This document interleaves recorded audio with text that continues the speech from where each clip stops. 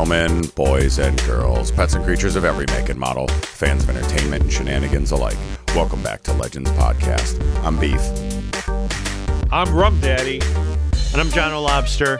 Legends Podcast is cracking open the cinematic vault and bringing you a whole month of cons, capers, and car chases. Whether you're a disavowed secret agent or a family of gearheads, you'll find the big score right here on our podcast. This is Og Heist. This week we're betting on the 2001 remake of the 1960 Rat Pat classic Ocean's 11 to deliver some solid Og Heist fun. Directed by Steven Soderbergh and starring George Clooney, Brad Pitt, Matt Damon, Andy Garcia, Julia Roberts, and more, the film scored at the box office and won 2 sequels and a spin-off.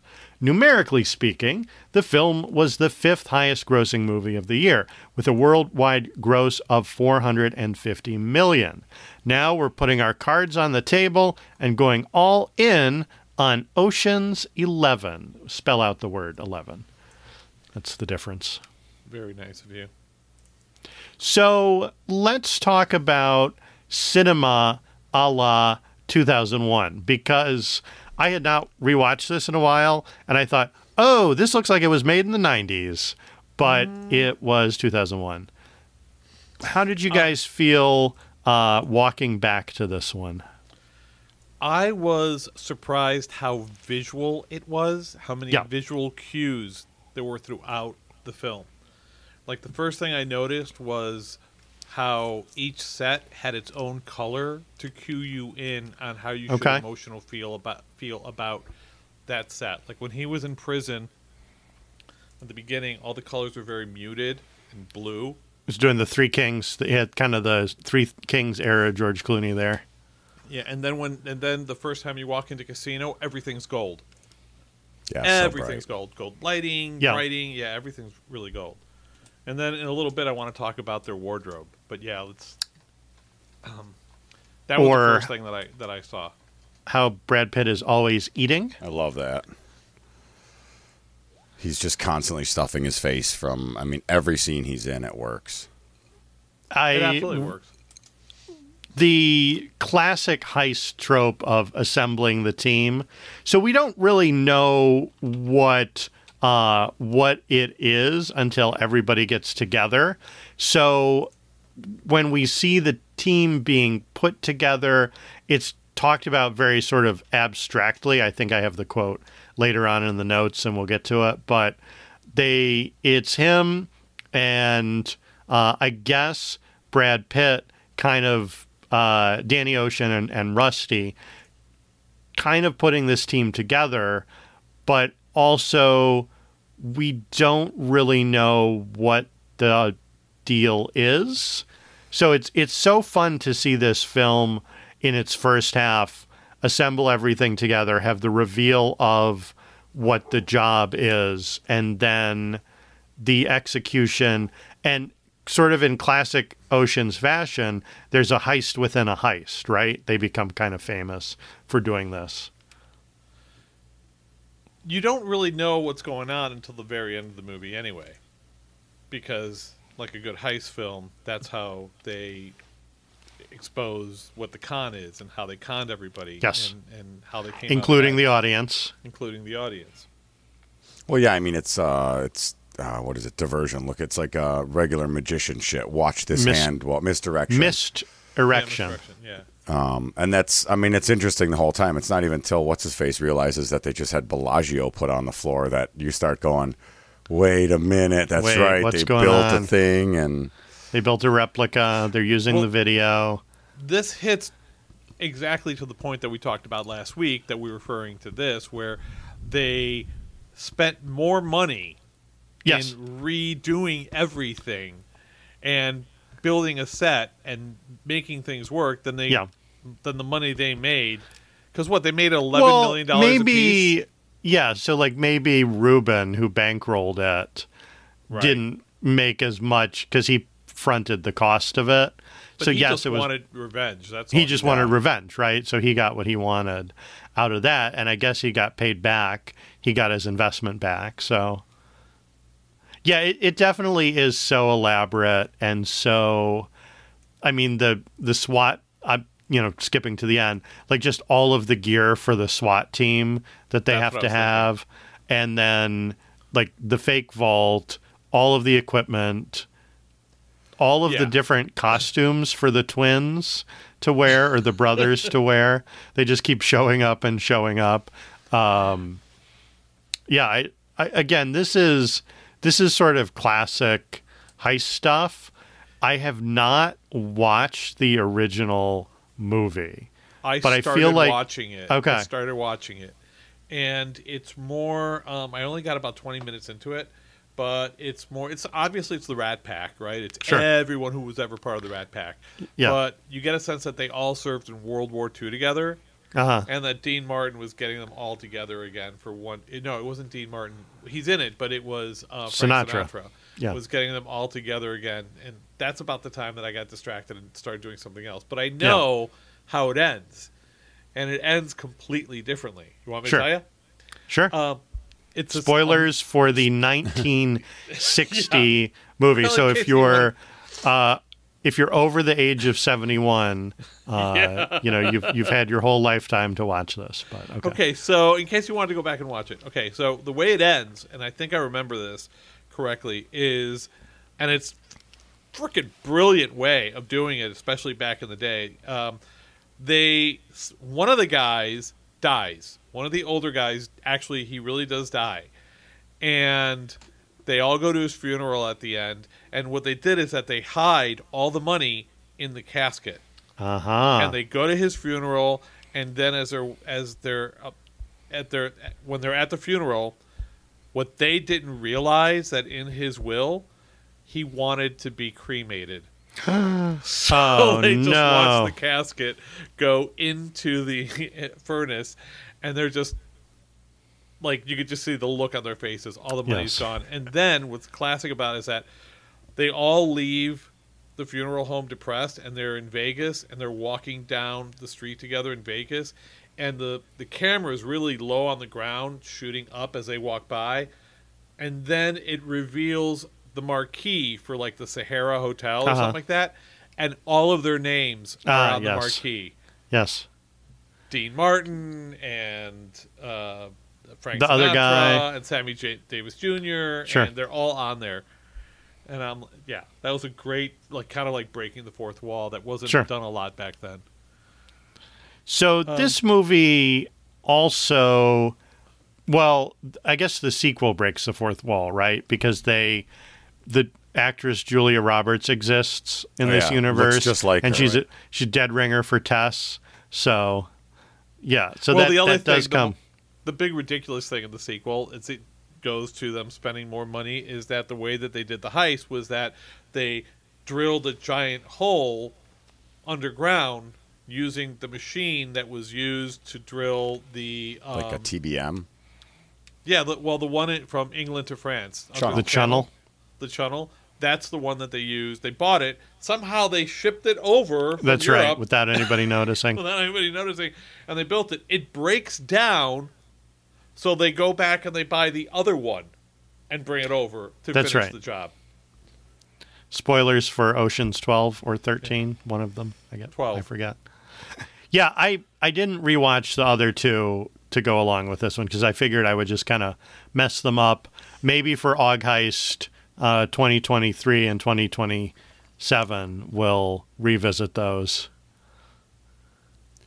on their 20th anniversaries. Yeah, I do want to touch upon how I didn't bother to look to see who did costumes, but their wardrobe was so specific to their character and what they were doing at the time.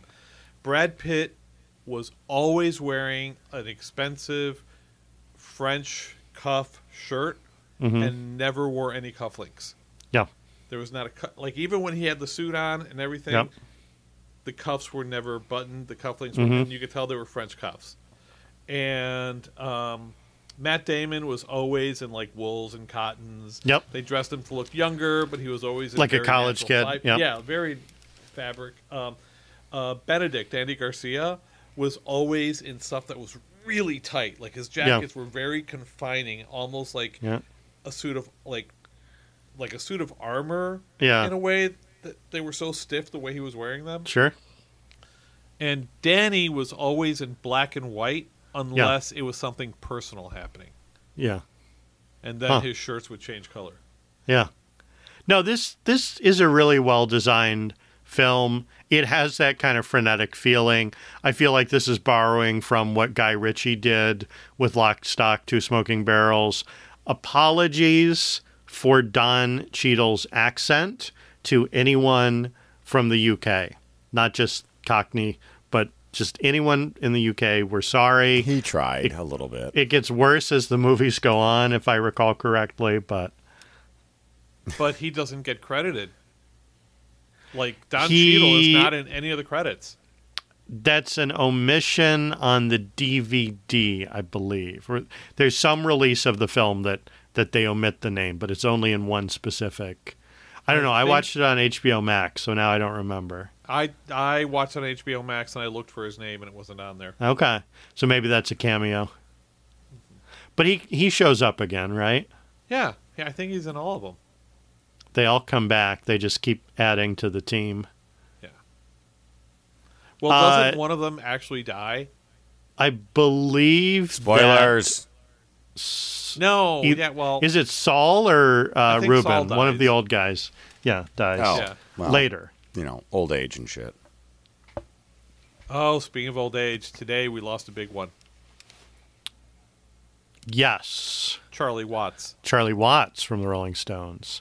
And earlier we lost an Everly brother, right? Yeah, but none of us are that old. Okay. Well, I'm just saying. We're going back a ways here. So there are some other great cameos. All of the television stars in the poker scene, they're all it's Holly Marie Combs, Topher Grace, Joshua Jackson, Barry Watson, and Shane West. All playing themselves. All playing themselves, learning how to play poker. So bad. Siegfried and Roy, R.I.P., are in this. Wayne Newton, Henry Silva, Angie Dickinson. The boxers are playing. In it? Mm-hmm. Yeah, when? at the fight. The boxers are playing themselves. And the director and the producer, Soderbergh and Jerry Weintraub, are both in it. So this is kind of a fun meta movie. I think when this came out in 2001, I remember people really liked it.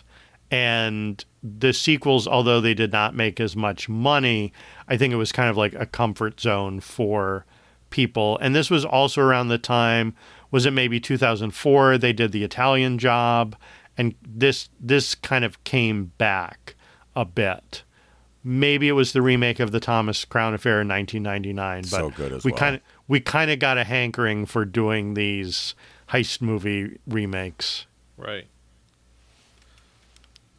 And of course, I kind of liked the Italian Job, the remake. I kind of liked it. Yeah. It had a very similar star-studded cast, right? They brought a bunch of people together. This, just any movie with Clooney, Pitt, Matt Damon, an Affleck, a Khan.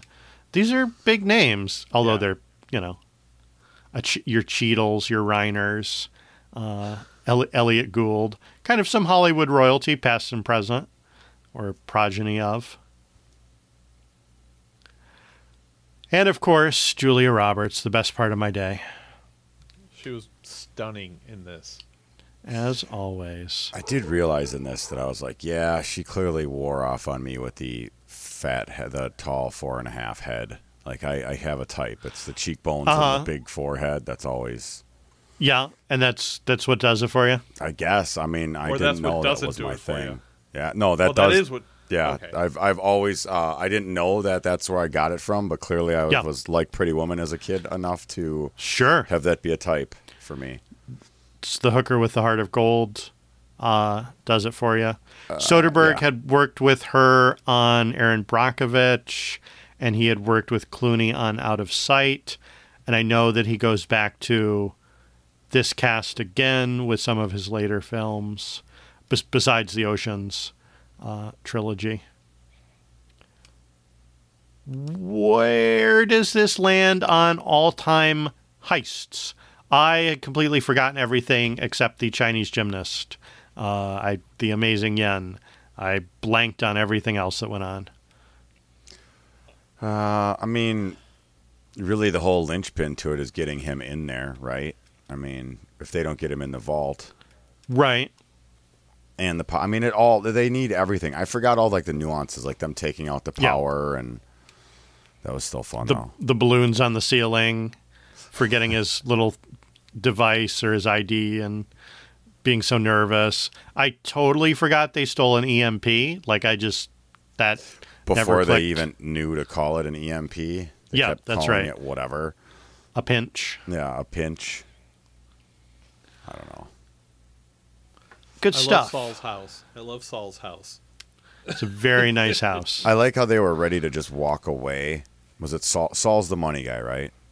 Yeah. Yeah, how they were just ready to walk away before they even told him who it was, and then Ruben's the money guy. Or Ruben, yeah. Gould. Oh, yeah. Ruben, right. And then like they were fully out of there, ready to leave, and then he's like, "By the way, who is it?" And then they just kind of mumbled it out, and then he's like, "Oh shit, I'm in." Yep. Yeah, this is put together well. The chemistry is clearly evident. The music is great as well. Really sets the stage for it. It does the perfect heist thing, which is having a little refill there, Beef. Yeah. What happens in the podcast stays in the podcast. It does the reenactments really well, especially when they talk about. And the third time that the third farthest somebody got away trying to knock off a casino, he made it all the way to the parking lot. And just get shot. I forgot about that. Yep. So it's really, really well done. I think I need to, I guess, watch the other two now. We did Ocean's 8, the Sandra Bullock-led one, last year or the year before, I think. Did we? Yeah, we did. God, did you like it? They blur together, honestly. I don't remember liking it. I liked it more. a lot. I didn't dislike it. It just, these all kind of, I love Og Heist, but at a certain point you kind of forget what makes each Gloss one over. Unique.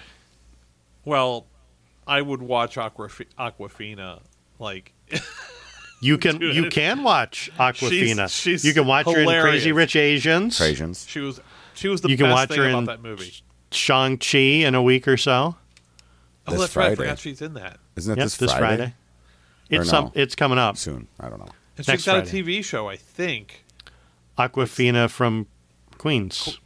It's not Aquafina. It's something else from Queens, though, right? It's Nora from Queens. Nora from Queens. Aquafina is Nora from Queens. Right. Well, I think we can. Do we have any more bets? Anyone want to see, call, or raise? Well, I mean, like you said, these all kind of blur together. They're so groundbreaking for the time for what I expected. I'm 21 and this comes out. It was was this 2001 or 99? 2001. Yeah, 2001. This was so much fun at the time, and it's still good to revisit. But this is one you can't watch all the time because then you remember every single twist and turn. Spoils it. Right. And then you start looking at you start seeing all the cracks. Sure. Yep. Is there one? These faces. Yeah, go ahead. These days. Yeah, I don't know. He's one that he always kind of looks. I don't know. He looks like George Clooney. I don't know. Yeah, I think time has treated him fairly well. Yeah. Yep. It's all that Nescafe coffee he drinks, I guess. Well, hit me, I guess. Off the top of my head, this is poker. Off the top of my head, I'd say you're looking at a Boski, a Jim Brown, a Miss Daisy, 2 Jethros, a Leon Spinks, not to mention the biggest Ella Fitzgerald ever, just to rate this movie. For Ocean's 11, are we going legendary? They came, they grabbed, they conquered. Legend of its time. An ocean of talent. Cult legend. You know what they say. What happens in Las Vegas gets stolen by them. Awesome. Goes all the way to 11. Entertaining. Nice pull. Mayable. We're in Barney. Forgettable. It's also a terrible accent. look, we all go way back, and I owe you from the thing with the guy in the place, and I'll never forget it. Abysmal. The House Always Wins. Spring Breakers D&D. 21. Hey, I think I like that. I don't know anything about it, so I just chose it. With the side of Does it have Ashton Kutcher in it? I think it does. Don't know. With a side of nostalgia, guilty pleasure, tingle, barf, tears. With a side of 10 says he shorts it. No bet. Rum Daddy. I'm having a hard time because it's a great film. I really enjoyed it. I like going back to it every once in a while, like you guys said. It's although I don't find it as a legend, so I'm going to give it a solid goes all the way to 11. Maybe give it a little bit of a push up with 10 says he shorts it, but solid, awesome on it because everybody brings their game. Nobody underperforms. You got the new guys, which, is Clooney and Pitt looking amazing. All of them look amazing. And they're supported by Carl Reiner and, all these older guys that are in it too, who are just as great. Elliot Gould is fantastic. He absolutely brings it 100%. And there's nothing bad I could say about this movie. Okay. So, yeah, absolutely. Solid. Goes all the way to 11. I think I have to follow suit. This is one that gets muddled down for me if I watch it too much, but going, 5-10 years in between, there's all the joy there because, like Rum Daddy said, everybody looks amazing in this film. The suits are killer. The set designs are, it's Vegas, so it looks good. And, everybody plays their part as perfectly as they can. So it's got to go solid, awesome. It goes all the way up to 11. And it's fun to revisit. I guess the nice part is just forgetting all this shit and letting it be a heist movie. Because no matter how much you like heist movies, the more you remember them, they just kind of fall apart. So, yeah. Lobster? I'm going to go step down with nice pull. But I think this holds up pretty well. It definitely... It drips a little more of machismo than I remember wanting it to. There's a lot of that in there. With that. It's okay. It's fine. It's a Rat Pack movie. I remember 12 being the one that kind of was a little bit more innovative. That's the one where it's kind of like who knew what when, and there's like multiple twists and turns that you kind of get revealed later on. Yeah, but again, I think this is a solid Og Heist. We had to kind of get to this one eventually, and I'm glad we're doing it in the 20th anniversary for it. I definitely forgot everyone else who was in the 11 besides Clooney, Pitt, and Matt Damon. If you had put a gun to my head, I would have said it was Scott Eastwood and not Scott Conn who was in it. And I would have said it was Scoot McNairy and not Casey Affleck. But after I saw the credits, I realized I was wrong. So, yeah, I guess Don Cheadle wasn't actually in it. It must have been Terrence Howard. Ooh. in the first one, right? You were right. Oh, and then he was replaced by Don Cheadle in the second one. Oh, they recast Rhodey? All right, last word on Ocean's 11. Does he make you laugh? He doesn't make me cry. Exiting jail with the tuxedo always killed me.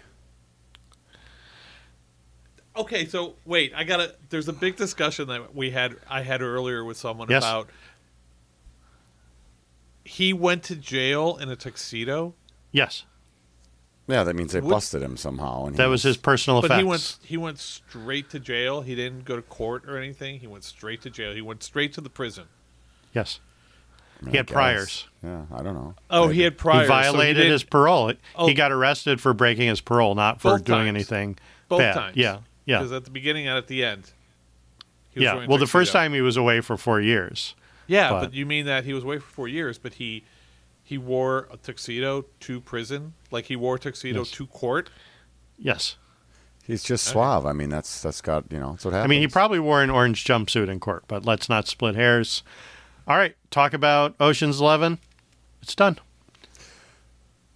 Beef, what time is it?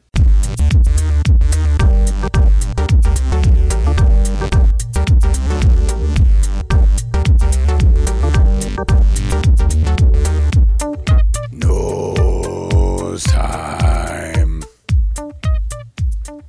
Deep and gravelly on that one, sir. Really? Okay, let's talk box office, you guys. So just a reminder, we are playing catch up a little bit on 2 weeks of news. So we missed the box office last weekend when Free Guy came in at first place. But guess what? Free Guy is still number one. Still number one. It had a very small drop, just 34%. Paw Patrol, the movie, came in at number 2. And that movie by the people who did Westworld, Beef, how did it fare at the box office? Reminiscence with, who is it? Wolverine, I believe. And for sure. They basically made under 2 They million. Bombed. Under 2 million. Yep. It's down in 9th place. This is one that I can point specifically to HBO Max being a thing, because the movie really has nothing to draw you in to see it on a large screen. So you're like, I can watch it at home. Why the fuck would I care? Did you watch it at home? No, I did not. Not yet. Okay. Yeah. So it's interesting. I've got an article here that says it's an evidence why, like, right now, marketing movies to older audiences are probably not going to do well. So it seems that that's the age that isn't going to be risky and go out to the movies, I guess. Paw Patrol being number 2 maybe is a good sign that people just want to get their kids out of the house and go show them some cartoon dogs.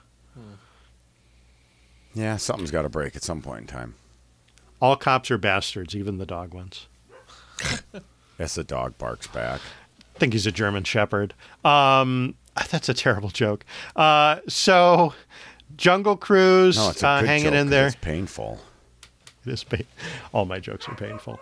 There's my dog. She disagrees. Just going down the list here, we've got some other movies coming out, but they are changing release dates. Let's dig in to our top 5 news stories of the week. So an update from what we told you last week. This has been a roller coaster. This has been like a saga of the Jeopardy host saga. And if you had asked me a year ago when, we knew Alex Trebek had passed away and they were going to have a new host, I was like, yeah, I guess it's fine, whoever they choose. But this has been insane. So Mike Richards, who was an executive producer, turns out he may be kind of a shitty person, or at least was a shitty person, and the internet isn't going to let him forget it. Michael Richards, who also got canceled and who is also out for being a shitty person. Yeah. So in sort of a Kramer-esque fashion, he chose himself as the next host and then had to withdraw himself as the next host, not as the executive producer. So I guess he's still going to have a say in who the next host will be. But although, I read another article that said it almost seems like this is intentional because they knew no one could truly fill Alex's shoes. So they just need to find someone who's not as shitty as Mike Richards.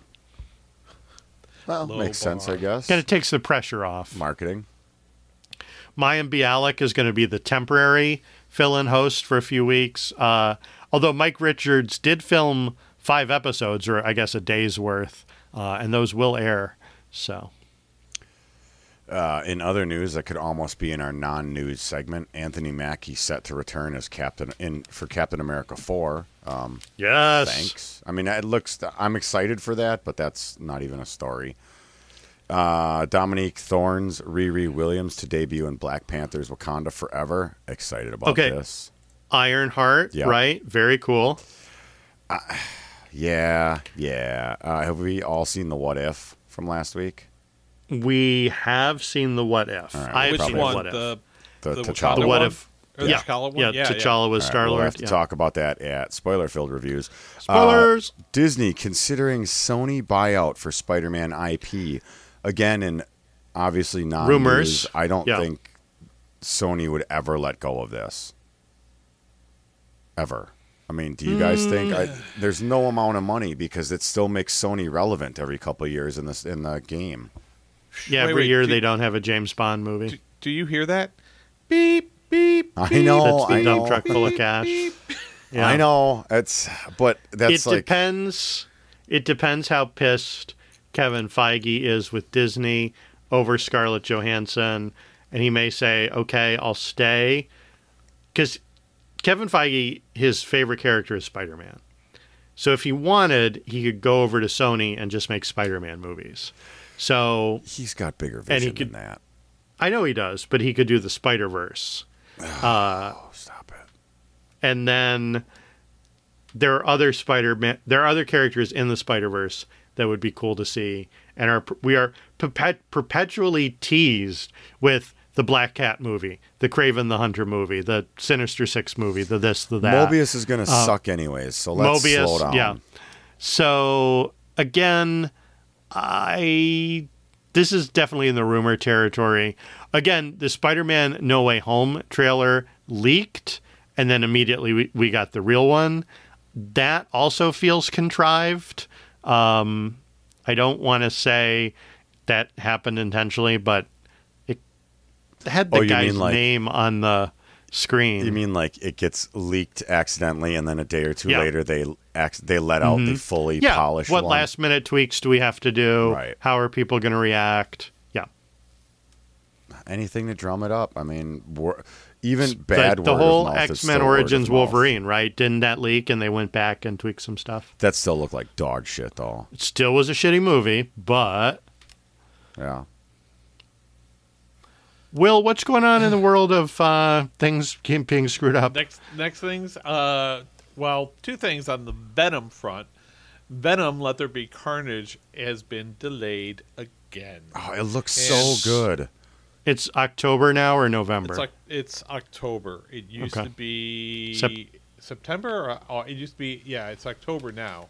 But it's right now, when people can't get their shit together in Hollywood, they just blame COVID.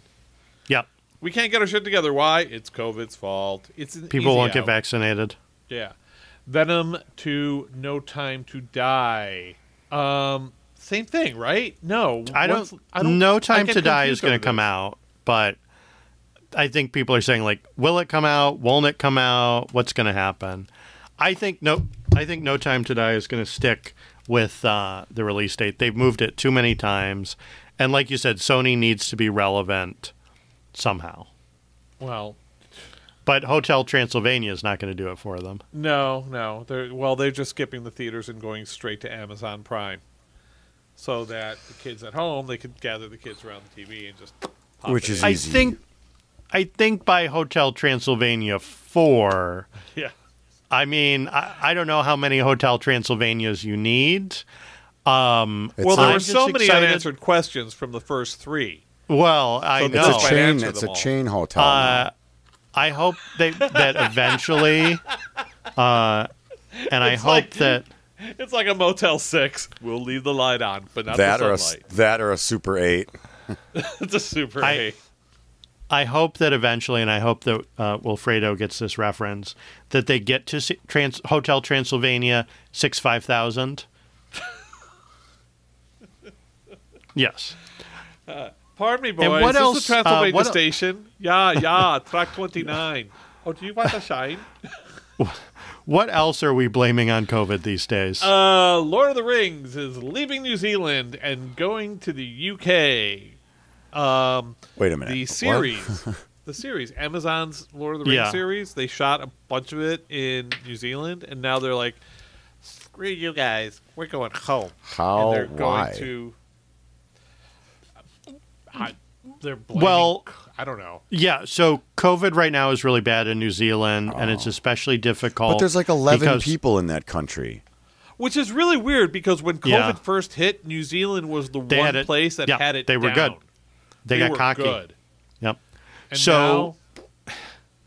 The problem is a lot of the actors are British, so when they fly over, they have to stay in quarantine for 2 weeks before they can film any of their scenes.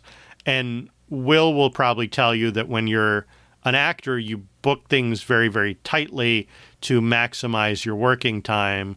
So if you're shooting for 4 days, you're in country for 4 days. And that kind of screws things up. Yeah, so if you got to quarantine for 2 weeks, now it turns into a much different game. Yeah, and they probably have to be paid for all that time. Yeah, I have a friend of mine who is very lucky, and she got a great gig. She's the new showrunner for Survivor Australia. Ooh. And she flew out to Australia about a week ago. Or actually, no, she flew out there about 3 weeks ago. She has been in a hotel room for 2 weeks without being allowed to leave her hotel room. Yeah. And when she flew out there, she flew Qantas, and she told me that they weren't selling any cheap seats, that the only seats they were selling were first class, and keeping the numbers way down. So you got this huge wide body, and you only have like 20 people on board. Nice. I don't know if that. I don't think that's accurate, because I can't imagine. That's good for the environment. It's a good, efficient use of fuel. Yeah, I don't think that's accurate, but yeah. So and again, flew out there and stayed. It's important to recognize that New Zealand has been the home of the Lord of the Rings since the original trilogy, right? Weta and the production has always been in the Hobbit films. You've got to change your home New Zealand sometime. Yeah, so I feel like not anymore. It's a cost-saving measure, and hopefully we get the same stunning vistas. Hopefully they send a second unit out to go. Well, the stunning vistas are going to be digital, let's face it. Yeah. And now New Zealand has to live with shame for losing and the shame. one thing. Shame. They'll just have to, yep. In lots more other good news, oh man, I didn't read this first one. Netflix's Avatar: The Last Airbender. I said before we started recording, I missed one. I missed one. Suck it. Everything else I got. I had no interest in this one. I just actually missed it though. But apparently they're doing a live-action Last Airbender at Netflix now, and they finally set the cast. I mean, didn't the movie suck? And the only thing that was good was the anime. So I don't know. So the movie sucked. But that was M. Night Shyamalan Ding Dong, wasn't it? But yes, it was. It was Shyamalan Ding Dong. I believe it will be. Okay, because then we have a chance. Because when Netflix does series, we have a chance. When they do movies, they fucking suck. See Death Note. But I think the middle story is your favorite here. The middle story is absolutely my favorite here. That's what I was jumping to. Netflix releases the first images of the cast from Cowboy Bebop, all set up in the Bebop itself. And, I mean, they look like their counterparts, man. They really do. John Cho.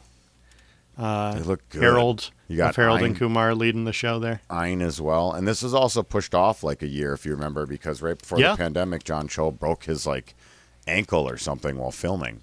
His tibia and his fibia. Just like Tom Cruise. Just like hero. beef. Yeah, so I'm excited for this a lot. And also nerding out over the Wheel of Time stuff. This is something I'm really looking forward to. What sets this apart? Because I kind of was reading this story and I just glossed over it because there's so much other good fantasy and Lord of the Rings and Foundation. And what's in this for me? Imagine Game of Thrones. Okay. But 14 books long. Mm-hmm. The author died before finishing them, but left copious notes, and another really, really good fantasy author stepped in and finished the series. Okay. I have to be fully honest that I read the first 4 or 5 books and gave up. I tapped out at a certain point. It just got too dense and tedious. However, it's a very sort of visual universe and really, really fun and young characters. And I think it's going to be really cool. All right. I tapped out about 100 pages into the first book. Into the Eye of the World. Yeah. Yeah. I started reading like I can't keep going. But I stuck through, I don't know, 3 or 4 or 5. I don't even remember, but they do kind of blur together. I liked the second and third books a lot, and then it trailed off. But but again, Rosamund Pike is going to be the lead. She plays Moraine. A lot of young, kind of unknown actors are going to fill in. So, yeah. And Lobster? All right. Baseball. I know I talked about the Field of Dreams game last week, but it turns out if you build it and stage a nationally televised sporting event, they will come.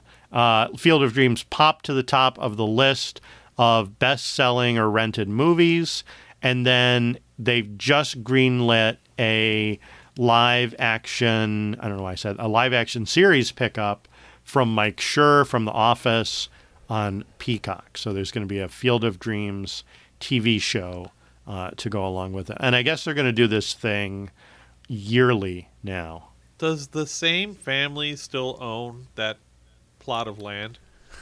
I think they are very wealthy. Yeah, that's what I'm thinking. I put a clip from the in the YouTubes in our GroupMe, but definitely check it out. Like if you missed the game, check out some of the clips from it. All right, quick hits, honorable and dishonorable mentions. Sad passing of Sonny Chiban. No. Come on. Sonny Chiba. Martial arts legend and Kill Bill actor dies at 82 of COVID complications.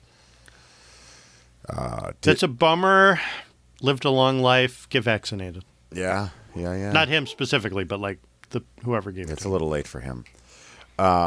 Disney makes a first move in the Scarlett Johansson Black Widow suit by saying, everybody shut the fuck up and let's go behind closed doors. Yeah, so they're trying to do an arbitration thing, and they're also using the fact that it did really well on streaming as like an excuse.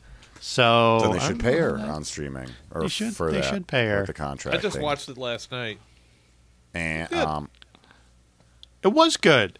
But did you see it in the theater or did you watch it on Disney Plus? I watched it on Disney Plus. Yeah, so you're part of the problem. That's what you are. Yes. That's the same way I watch Apple. Yeah. I watch Apple on Disney Plus. Yep. Birds of Prey spinoff in the works with Lovecraft Country's Misha Green and my favorite, Journey Smollett. Yeah, so the writer of Lovecraft Country is going to do a Black Canary spinoff from Birds of Prey. And there's a rumor that this may introduce Green Arrow as well, and bring that around. That's just a rumor, though. But who will play Green Arrow? Stephen Amell, or his younger brother. Star Trek creator Gene Roddenberry is getting the biopic treatment with the You Don't Know Jack writer. There's also this big deal for Roddenberry's estate and a bunch of stuff to create a Roddenberry museum, which will be really cool. He doesn't have the best reputation, Roddenberry. Perhaps due to his opinions about women. That's one of them. But he was very short-tempered. Yes. People who are white on the left side and black on the right side versus people who are black on the left side and white on the right side. I'm confused. Right? Yep. Hulu picks up a female-led heist drama comedy, The Usual or The Unusual Suspects. A heist comedy drama starring Eowyn from Lord of the Rings, Miranda Otto. I could be down for this. Emma Stone is going to do another Cruella movie. Apparently she's not suing. They promised to pay her. And she's down for that. She probably went in there and was like, so much fun. Do you want more of these or should I get on the sue your asses train? Yeah. And they're like, we definitely want more Cruella, Emma. She was a lot of fun. The first one was enjoyable. It was fun. You watched that on Disney Plus as well, right? Yes, I did. I have not watched that yet. And I can't on for Apple. A while. On Apple, yes. On Apple. So there's a story buried in this last item. Most Dangerous Game is getting another season on Roku, with David Castaneda from Umbrella Academy joining Christoph Waltz. Where did this show originate, Beef? I love it when you throw this shit at me completely unprepared. Hashtag it sucks. Oh, Quibi. This came from Quibi. Roku's giving life into Quibi lives on. That's right. They're bringing back a Quibi show for another season. I'm not familiar with this show. Because so it's this Quibi, is, but I'm not familiar with it. It's a Hemsworth brother. I believe Luke? It's Christoph Waltz. It's Christoph Waltz. Christoph Waltz. Yeah, but you know the Most Dangerous Game, right? What is the Most Dangerous Game? Rugby? Parcheesi? I don't know. Risk? Man is the most dangerous game to that hunt. Old trope. Yeah, so it's a human hunting movie. All right, I makes finally sense. saw The Hunt. That looks good. Was it good? We need to talk about it at some point. Okay. Get Duked has also been recommended to me in a similar vein. Lots of fiber here this week, so let's double time this. Oh my God, trailer dump, you guys. Again, remember, this is 2 weeks worth of trailers that I've saved, that I've banked, that I've swallowed to put in our dump here. Let's start off with He-Man. I just installed it today, too, so hey. That's good. You're going to need it.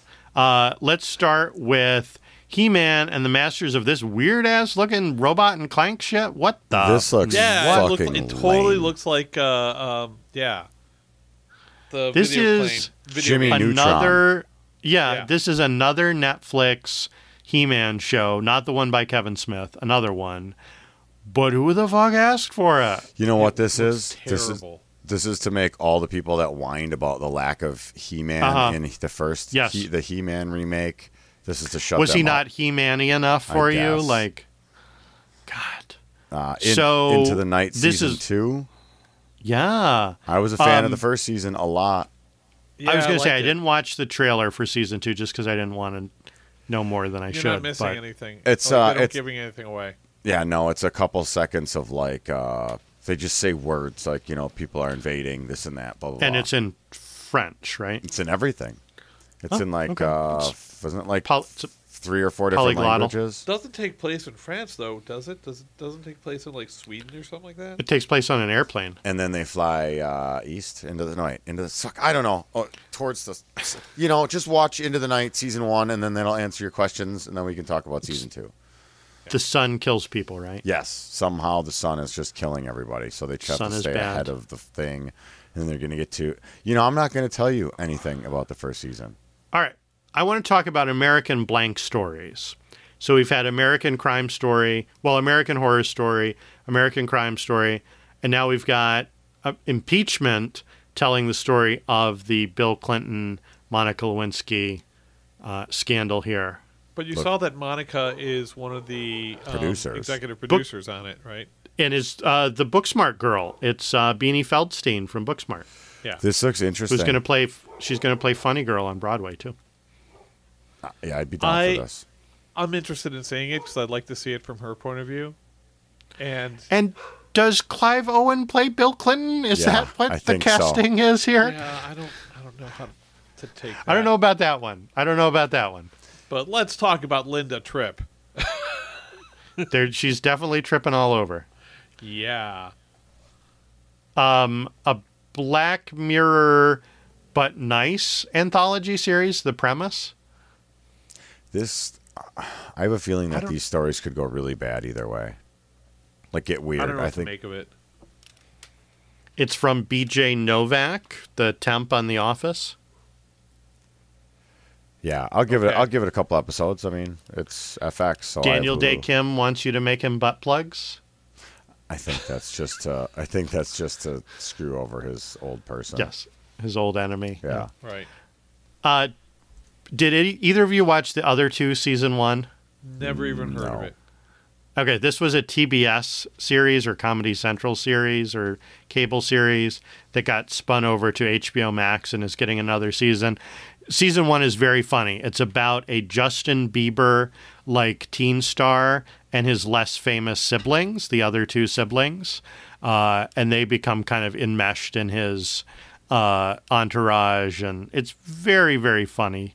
Season 1. Season 2 looks like it goes further in that direction.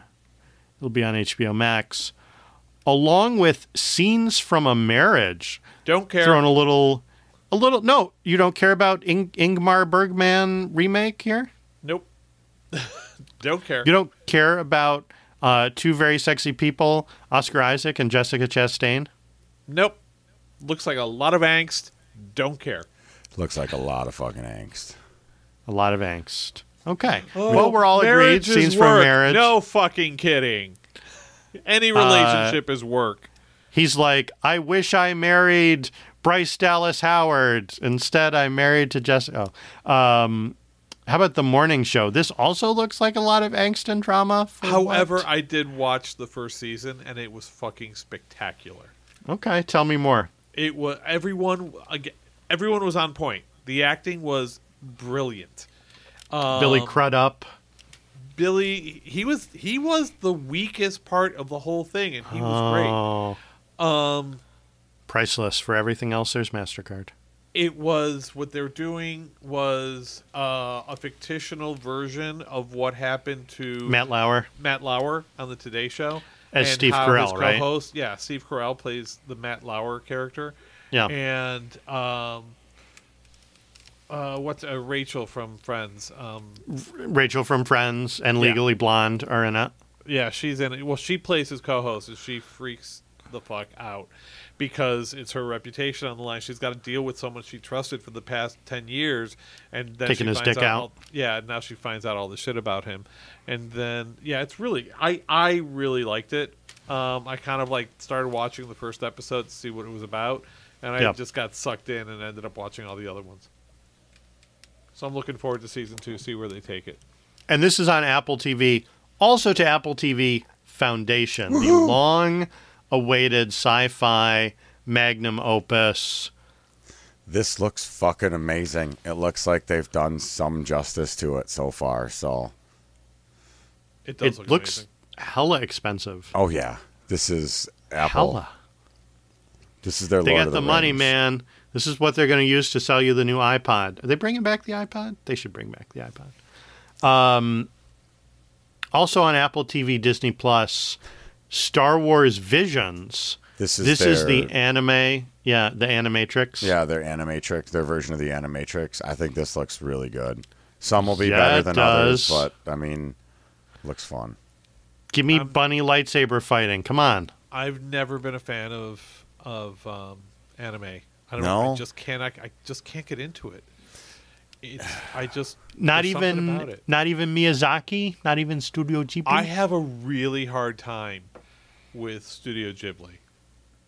I have a really hard time getting into it. There's something about anime that takes me out of it, and I just can't. Is it the dubs? Is it reading it? Is it the animation style? It's the animation style. It's very one-dimensional. It's not even two-dimensional. It's very one-dimensional to me. And listen, when I was a kid, I was the biggest fan of Speed Racer. Like, if you look behind me, see? I was the biggest Speed Racer fan, which is very, the early days of anime. But as I grew older, I'm just like, it just feels too I've never made it through the Speed Racer movie. It's the only movie I've fallen asleep twice trying to watch. It's terrible. So, yeah, that's why. It's like a Star Wars on cocaine. Star Wars Visions, I think, looks super good. I can't wait. But, all right, so let's talk about movies you can watch at home. And the reason why I'm going to ask Beef to explain the next 5 things is because they're all documentaries. They're all sort of true story, true crime, true behind-the-music stories. Beef, what do we have to look forward to? I have 5 new things on my list right here. First one is Monsters Inside, the 24 Faces of Billy Milligan. There's a lot of talk that he might have actually been multiple personality disorder, or was he just faking it? I mean, this is a guy. This documentary looks cool and fucked up. I mean, you know me. Give me some true murder, crime. Sure. I'm in there. Yeah. Some of the ways he smiles at the camera during these trailers just kind of hit your soul as what the fuck. Inspiration mission to or countdown inspiration mission to space. It should be Inspiration 4, right? That's the name of the thing. Inspiration 4. Yes. Sorry. No, you're good. Fix it. I'm kind of afraid with this because they're actually going to take 4 real people and train them and shoot them into space by themselves.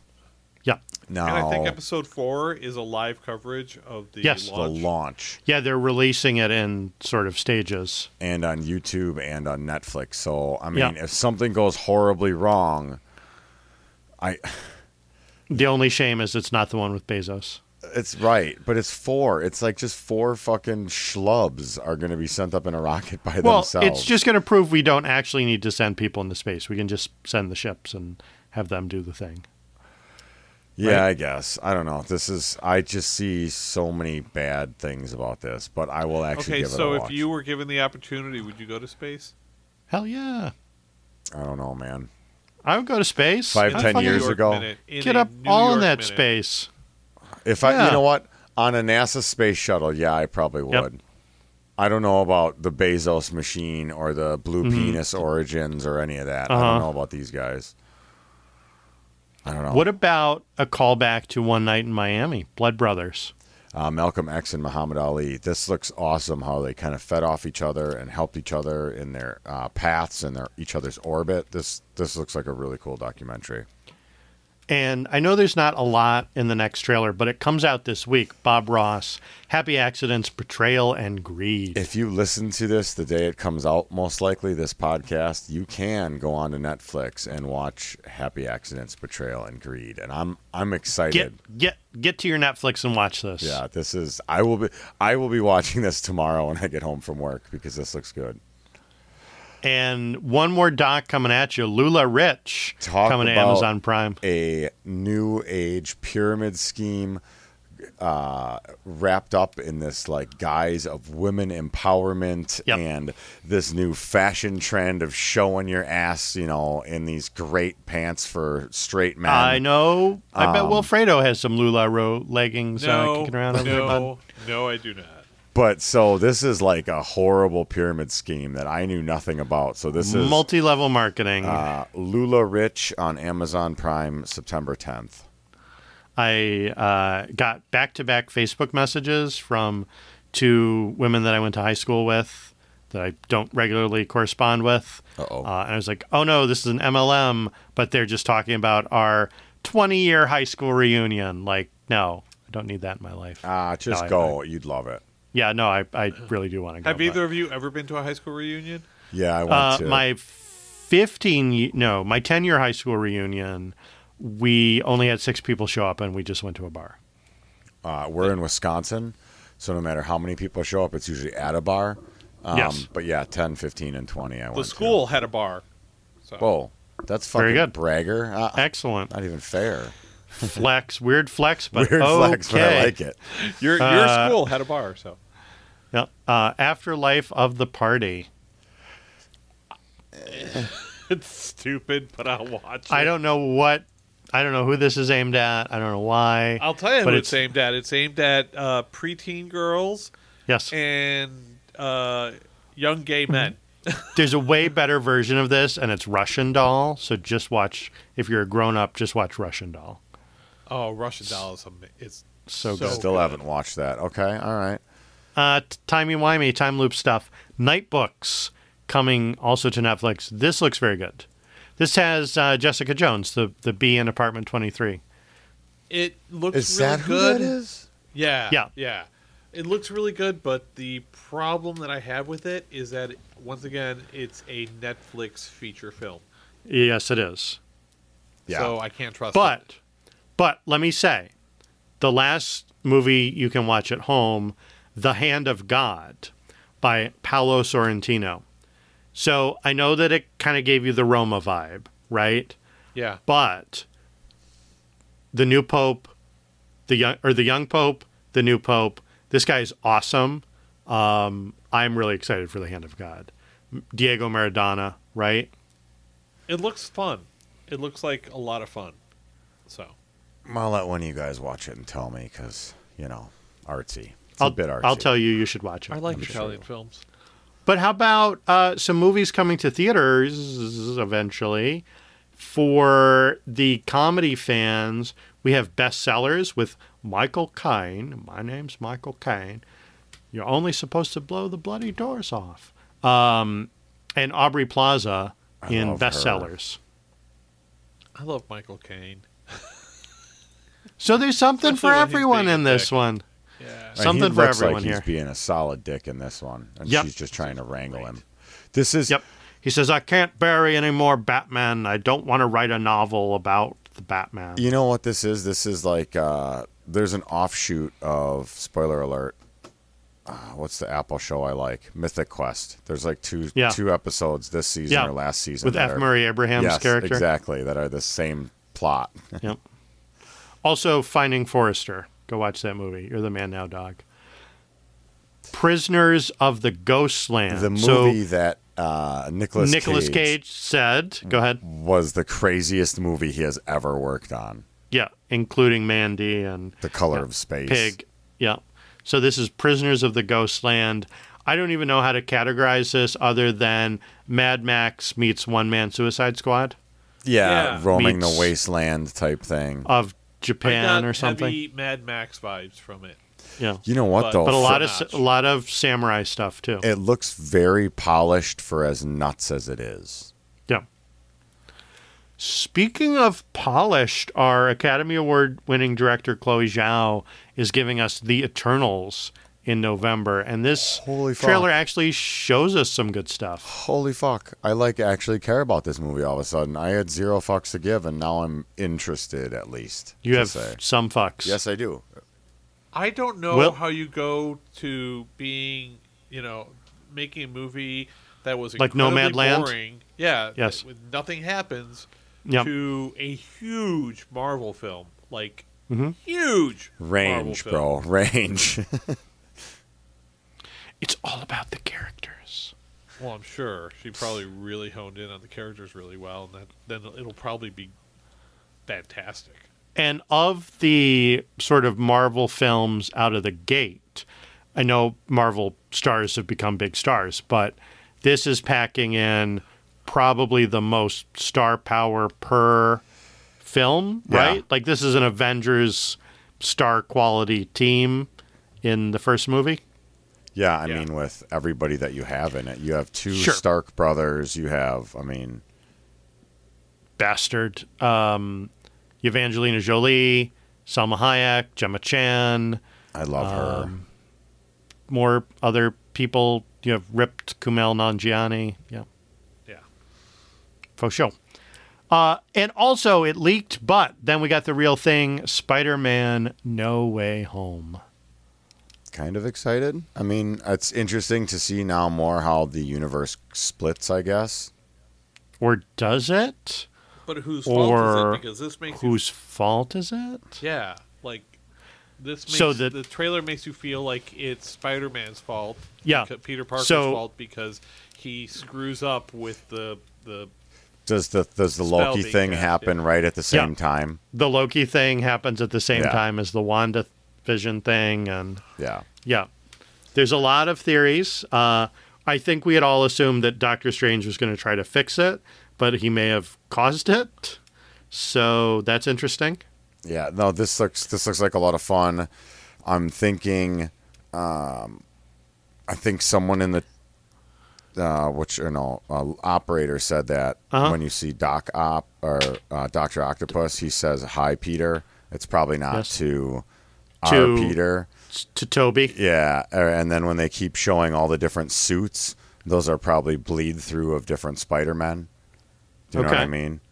I don't know. Or is there an Andrew Garfield? Yeah, there's got to be. I also watched some deconstruction type YouTube videos where they talked about there's evidence of Sandman, obviously Green Goblin, Electro, Vulture. Well, that's right. Jamie Foxx was confirmed, and I didn't see anything of him in this trailer. Just saw some lightning at one point. So they could have the Sinister Six in there as well. Is Mysterio going to... Mysterio's definitely not dead, obviously, so, yeah. So obviously this is a plan by Marvel to expand everything and not have to stay within a certain canon. So any individual superhero film that they come out with could do whatever it wants, and they just claim it's a different timeline. You know what? They set it up at the beginning. Shocker. That's what comic books do too. When you absolutely. pick up a run of comic books, you know, I mean, I think that's why this is finally going to start working for everybody, because you won't need the 10 other movies of backstory. You know what I mean? You can just go, oh, I'm going to watch the 2 Spider-Man offshoots or whatever, and that'll be fun. I don't know. That's what I'm looking forward to. More multiverse. It's not that they're losing. Marvel hasn't really lost that many viewers, but they're not gaining anyone new. Right. Because anyone who... Well, because everyone in the world went to see Avengers Infinity War and Endgame, like literally the biggest grossing movies of all time. Yeah, but there were a lot of people who were like, well, I want to go and see that movie because I heard it's really great, but do I have to watch the other movies beforehand? And the answer is you don't have to, but you should, because then you'll understand what. So now you have to go back and watch 3 trilogies of Spider-Man movies to get this one? No, but now what they're doing is like you don't have to watch any movies beforehand. Just go and enjoy whatever movie is they're releasing. Well, that's also always been true. It's just you have to decide for yourself what makes sense. Spoiler-free review. I haven't had time to watch anything with all these trailers. Holy moly. I'm telling you, I watched the trailers last night, and all of a sudden I looked up, and it was like, because I was planning on, because I guess Walking Dead is back, and I'm the only person left that's still watching it. So I'm like, oh, you are the Walking Dead. And I'm going to watch it right after I watch all these trailers. And then it was midnight, and I was like, yeah, I'm not watching them. Yeah, these trailers are like 4 minutes long, some of them, too. It's crazy.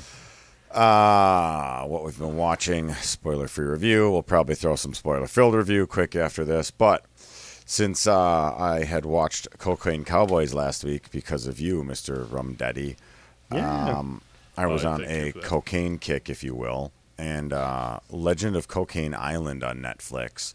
It's about a 90-minuter. That's interesting. Apparently there's a bag of cocaine buried on some random island, and people try to go and get it. Morons, but still, good documentary. Then there was also the documentary on Shiny Flakes. This is the German teenager who basically created his own version of the Silk Road on the regular web, not the dark web, and ran it for like 15 months. It's interesting. And he might be embroiled in some stuff again nowadays. Ooh. So it's a good watch. Lower Decks, I've still only seen the first episode because I'm bad at life and I keep forgetting it's a thing, but I want to get back to it. Who has time with all these trailers? I know. Right. Hell in the Heartland, that is 2 chicks, 2 teenage girls in 1999.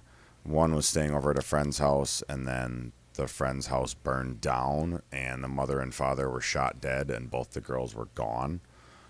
So I'm about an episode and a half into 4, and they don't think the girls did it, but they don't know where the hell the girls would have gone, and like monies and wallets and keys were still at home. So it's interesting to see where this pans out. Alien abduction. It could be. I mean, it was snowy out. There was no footprints. That probably was. You're right. Or a teleporting Yeti. Yeah. Ooh, teleporting Yeti. You never know where Yeti's going to turn up. That's the name of my old punk band. Mm-hmm. What If, again, still really good. The T'Challa episode was fun. And, I have not been able to get back to Killing Eve. Lobster, what have you been doing, watching? Other than these trailers? I watched all these trailers like just now before we did the cast, other than like the Spider-Man and Eternals, interesting ones. Lego Masters Season 2 on Fox, current show. Making It Season 3 on Fox. Peacock, current show. Somewhere. Reservation Dogs on FX, is that current still show. Holding up? Love it. So good. Very good. Very good. Marvel's What If on Disney Plus, Apple Plus, TV Plus. Very good. Modern Love Season 2 on Amazon Prime. Very good. You Know Nothing, Jon Snow is in an episode. Maybe the best one. What is that about? It is also an anthology series. It is based on the New York Times column. Okay. So each episode is based on a true story and adapts from there. Season 1, they interconnect the stories at the end. I won't say anything about Season 2. Season 2 also touches on the Panini a bit. So that was good. The what? The panini, the pandemic. Oh. Oh, Okay. I thought you were referring to a sandwich. I thought it's like a code word for penis. Sandwich of shit and barf that we all lived through in 2020.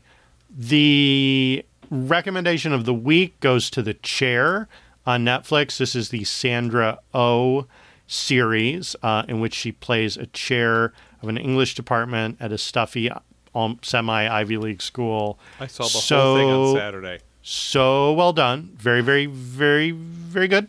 Okay, so you're the person to ask. Because I watched work in the whole thing on academia. Because I watched the whole thing on too Saturday. real. It is too real. Is it really? Okay. Yeah, it's too real. I was trying to get Casilda's take on it, who is in our circle of friends and works in higher education as well. Beef. Now, I know it's not going to seem like your bag because, I don't know, maybe it's college-y and that's not your thing. You like more assassin-y type stuff with your Sandra Oh, but definitely watch this. You'll enjoy it. which one's this? The Chair? The Chair. Okay. It'll take a while. Chair. I mean, you gotta give me some time. Jeez. They're half-hour episodes. Yeah, and it's a there's quick 6 of them, watch. so Very quick watch. Quick. I also watched, for some reason, we were just like scrolling through things on Peacock to kill time, and we watched Fries, the movie, which is a hour-and-a-half long documentary about French fries. Hour and a half?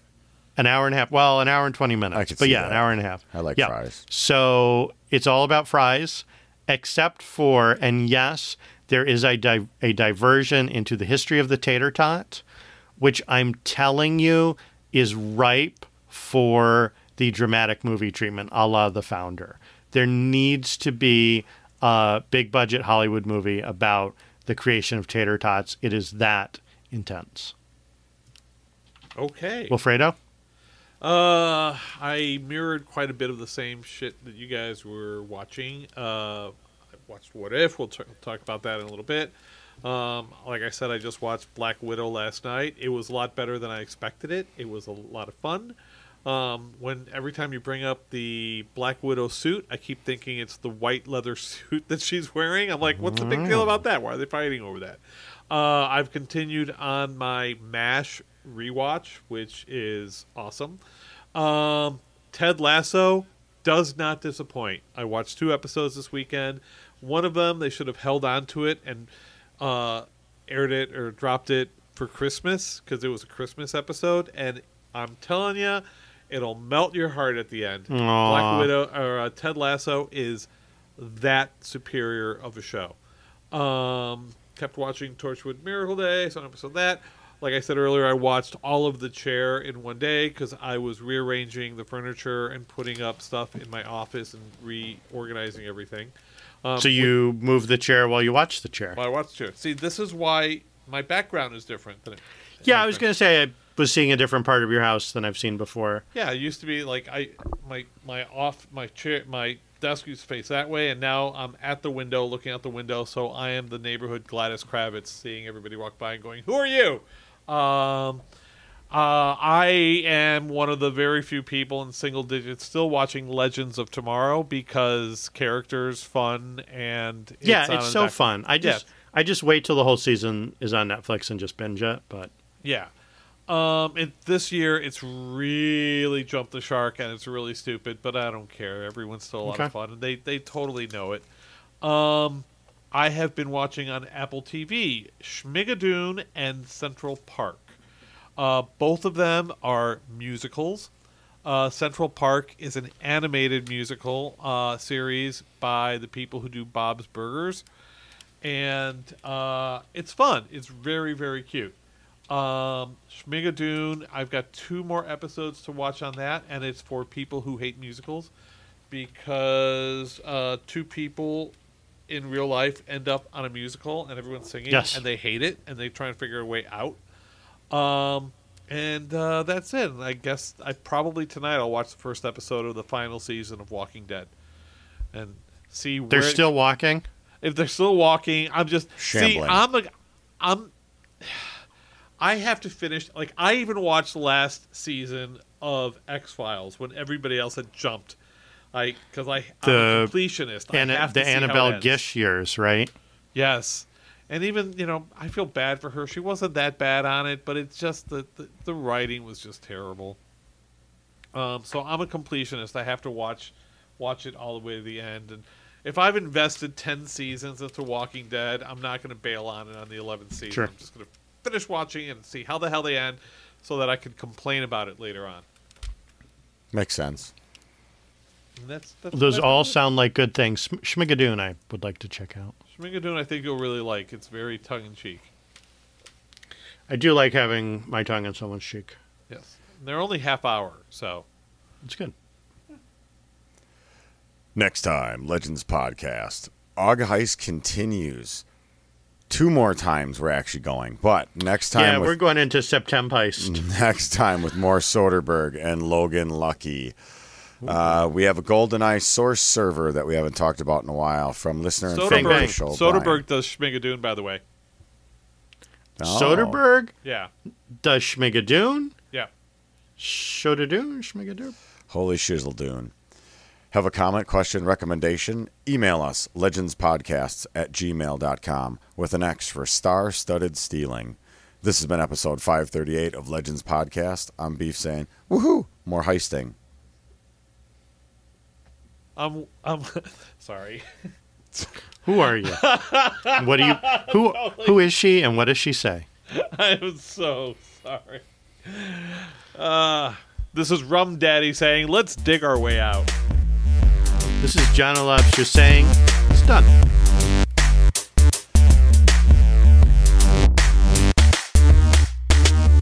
Thank you for listening. If you'd like to leave us feedback, you can find us on Twitter and Facebook at Legends Podcast. You can also send us an email to legendspodcasts@gmail.com. That is podcast, plural. For all our contact information as well as other shows, look to GonnaGeek.com. You can also visit legendspodcast.com where you'll find our complete archives. The music heard on the show is Danger Storm by Kevin MacLeod and can be found at incomputech.com. The opinions on this podcast are those of each individual host and do not represent Legend Stream Canada or Gonna Geek. No infringement is intended. Spoiler-filled review of What If with Star-Lord is T'Challa. This was so much fun. I loved this episode. So the animation style threw me a little bit with the Captain Carter episode, but it really, really worked well for the universe that they made with the whole Guardians of the Galaxy vibe, right? See, I like the animation in What If way better than I like anime. Okay. So weird. Really get into it. But it was fun. I mean, all the tweaks of it where they're like Robin Hoods and they steal from the rich and help the disenfranchised. And they convince people to join their team like Thanos. And the total like fling that you can tell T'Challa and Sexy Nebula. Yeah, Sexy Nebula had. She calls him Cha-Cha. I love it. Really, really fun. I got emotional as well. Oh my God! At the end with the Chadwick Boseman, yeah. Apparently, he recorded lines for 4 different episodes, so we'll hear his voice again. Yeah, he just knowing it was him at the very beginning and hearing his voice was like, it was heartwarming. Sad. It was very heartwarming. Yeah. It was a little sad, but it was I feel like if this were the last sort of memory of his character, it does it justice. Yeah. Agreed. Yeah, because it just shows you he was such a good dude that he could be anybody. In effect, he stopped the universe Captain Genocide. He made the universe a better place. Also, the fact that Taserface is in this kills me. Just kills me. And Howard the Duck. Oh my God. I was so excited with Howard the Duck. That was amazing. He had to stop to get a drink. Yeah. Who was the voice of Howard the Duck? I forgot. Seth Green, who was also the voice of Howard the Duck in Guardians of the Galaxy. They brought him back. Yeah, no, this is so When I good. saw his name in the credits at the beginning, I was like, wait a second, it can't be. But yeah, they did it. And also, if you look in the collector's case behind him, he has all of the Avengers weapons, like Mjolnir and Captain America's shield and the whole deal. I don't know how I felt about the super ripped. Super ripped Benicio del Toro. I'm here for it. That wasn't Del Toro's voice, was it? No. Yeah, I didn't think so. No, it wasn't him. I thought it I think maybe it was. Okay, well then get your Google box on. Somebody did a Benicio del Toro impression. When he asked T'Challa. It was Kurt Russell, but it was not Chris Pratt. I do know that. When he asked T'Challa he's like, can't you shoot lasers out of your eyes or fly? Was he talking about the Stark kid from the Externals? Oh, the King in the North? Yeah, because he shoots lasers out of his eyes and flies. He does. Just saying. He does. Just a thing. I don't know. No, that was a good episode. This week's What If is, I think, what if all the Avengers died? So Zombie Avengers? Should be a fun episode. I don't know. We'll find watch out. That right after Walking Dead, and it should be Walking Dead. We are getting a zombie episode. There is right? Right. There is a Marvel Zombies episode coming. So, is that when do they drop? Wednesdays. Okay. Tomorrow's. Mañanas. All right, so we'll check back for more spoilers next time. All right. See you guys next week. See ya.